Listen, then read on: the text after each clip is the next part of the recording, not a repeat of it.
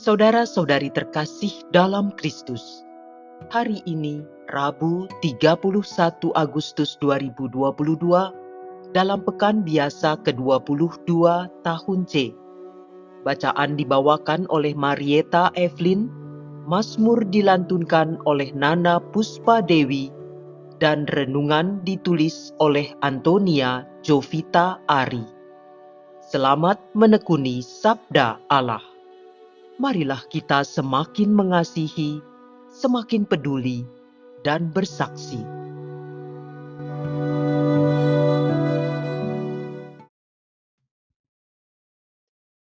Dalam nama Bapa dan Putra dan Roh Kudus. Amin. Tuhan, Engkau memberikan kepada kami firman-Mu. Firman-Mu telah menjadi manusia dan kini menjadi bentuk kehadiran-Mu di tengah kami. Utuslah Roh Kudus yang Kau janjikan sebagai penghibur yang mengajarkan kami makna firman-Mu itu. Kiranya inspirasinya membantu kami memahami firman yang telah ditulis dengan inspirasi ilahi. Jadikan pula kami melalui hembusan roh-Nya, tanah-tanah yang subur bagi pertumbuhan firman-Mu, hingga menghasilkan buah berkelimpahan. Demi Kristus Tuhan dan pengantara kami. Amin. Bacaan dari surat pertama Rasul Paulus kepada jemaat di Korintus, bab 3 ayat 1 sampai dengan 9. Saudara-saudara, dahulu aku tidak dapat berbicara kepada kalian sebagai manusia rohani, tetapi hanya kepada manusia duniawi yang belum dewasa dalam Kristus. Pada waktu itu, aku memberikan susu kepadamu, bukanlah makanan keras, sebab kalian belum dapat menerimanya. Sekarang pun sebenarnya kalian belum dapat menerimanya, karena kalian masih manusia duniawi. Sebab jika di antara kalian ada iri hati dan perselisihan, bukankah hal itu menunjukkan bahwa kalian masih manusia duniawi dan hidup secara manusiawi? Karena jika seseorang berkata, "Aku dari golongan Paulus," dan yang lain berkata, "Aku dari golongan Apolos," bukankah hal itu menunjukkan bahwa kalian manusia duniawi dan bukan rohani? Sebenarnya, apakah Apolos? Apakah Paulus? Pelayan-pelayan Tuhan yang membawa kalian kepada iman, masing-masing menurut jalan yang diberikan Tuhan kepadanya. Aku yang menanam, Apolos yang menyiram, tetapi Allah yang memberi pertumbuhan.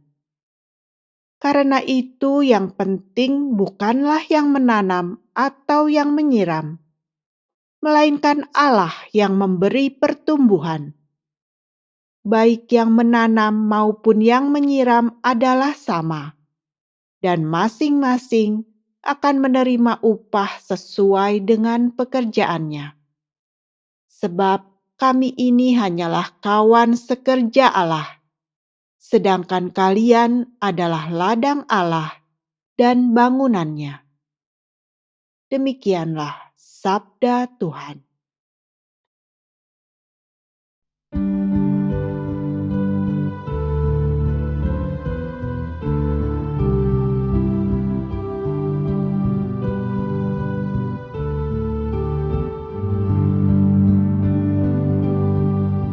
Berbahagialah bangsa yang dipilih Tuhan menjadi milik pusaka-Nya.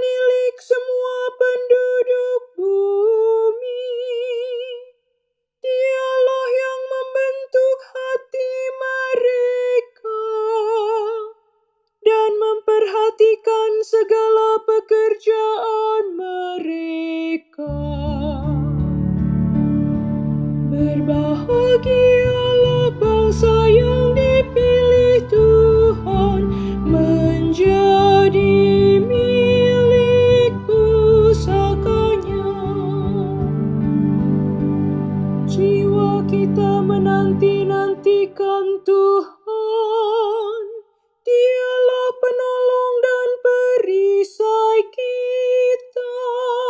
Ya, karena Dia hati kita bersuka cita, sebab kepada nama-Nya yang kudus kita percaya.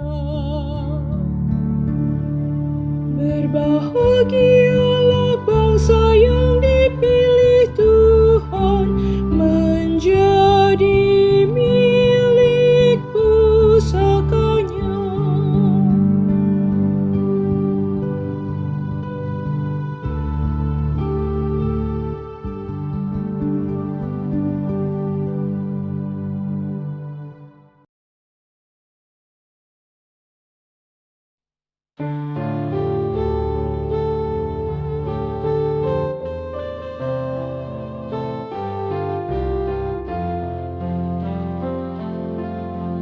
Alleluia, alleluia, alleluia.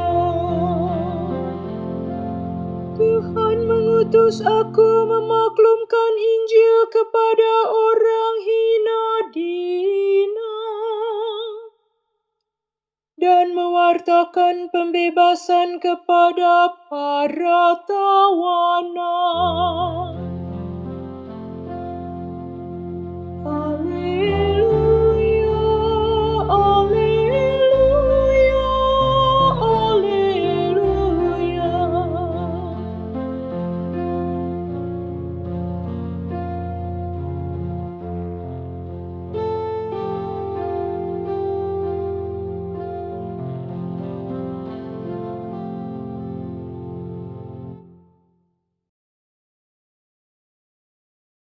Inilah Injil suci menurut Lukas, bab 4, ayat 38 sampai dengan 44.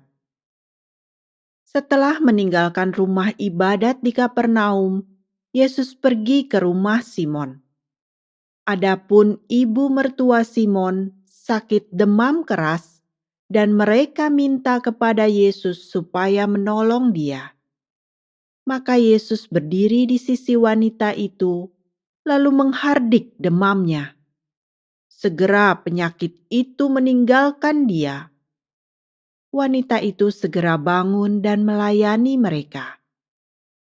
Ketika matahari terbenam, semua orang membawa kerabatnya yang sakit kepada Yesus. Ia meletakkan tangan atas mereka masing-masing dan menyembuhkan mereka. Dari banyak orang keluar juga setan-setan sambil berteriak, "Engkaulah Anak Allah." Tetapi dengan keras Yesus melarang mereka berbicara karena mereka tahu bahwa Ia Mesias. Ketika hari siang, Yesus berangkat ke suatu tempat yang sunyi. Tetapi orang banyak mencari Dia. Ketika menemukannya, mereka berusaha menahan Dia supaya jangan meninggalkan mereka. Tetapi Yesus berkata kepada mereka, "Juga di kota-kota lain, aku harus mewartakan Injil Allah, sebab untuk itulah aku diutus." Dan Ia mewartakan Injil dalam rumah-rumah ibadat di Yudea. Demikianlah sabda Tuhan.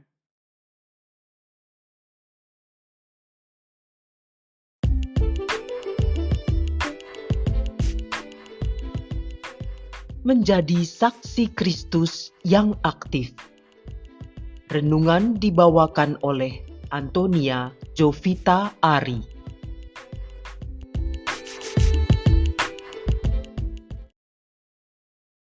Atas permintaan Simon, Yesus datang ke rumahnya untuk menyembuhkan ibu mertuanya yang sedang sakit.